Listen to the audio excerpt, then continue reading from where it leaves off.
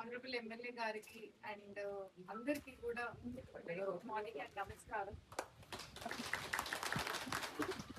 మనం చూసాము approach road clear చేసుకుంటున్నాము. దానికి పక్కన ఉన్న పట్టేదారులందరూ కూడా మంచిగా కోఆపరేట్ చేస్తున్నారు. మీ కోఆపరేషన్ వల్లనే మనం ఈ రోజు ఇక్కడికి మషిన్ తెచ్చి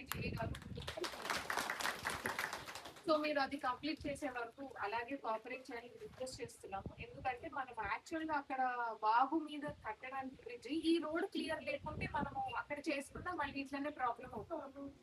మీరు అక్కడ ఉన్న పట్టేదారులు రిక్వెస్ట్ చేసినట్టు డ్రైన్ కూడా డిజైన్ లో పెట్టడానికి చూస్తున్నాము. సో దట్ ఎవరి పొలం కూడా ఫ్లడ్ అవ్వకుండా నీళ్ళల్లో మునిగిపోకుండా అట్లాంటి ఇబ్బంది రాకుండా కూడా చూస్తున్నాము యాజ్ పర్ డిజైన్. బట్ ఇది అంతా జరిగే వరకు మీ అందరితో మేము ఏం రిక్వెస్ట్ చేస్తున్నామంటే దయచేసి డేంజరస్ గా ఉన్నప్పుడు ఆ బాబు దాటడానికి ప్రయత్నించకండి. మనం మనిషి ప్రాణం అన్నిటికన్నా విలువైంది. మనకు అనిపిస్తుంది ఏం కాదు ఇన్ని సంవత్సరాల నుంచి దాటినాం ఈ రోజు కొత్త వర్షం మనం చూడండి అని అనుకుంటాం, కానీ అట్లా అనుకోకండి.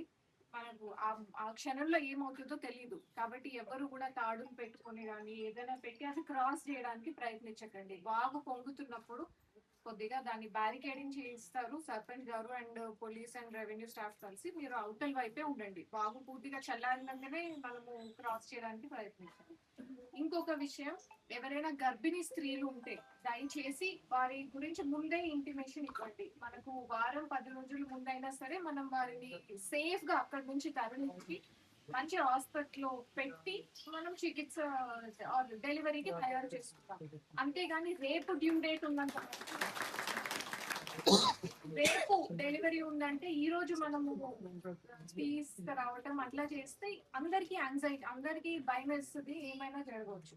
కనుక దయచేసి మీకు తెలిసిన మీ తాండాలో గర్భిణీ స్త్రీలు డెలివరీకి ఉన్నారు ఈ వర్షాకాలంలో అయితే మీరు ఖచ్చితంగా మన రెవెన్యూ స్టాఫ్ కైనా చెప్పండి.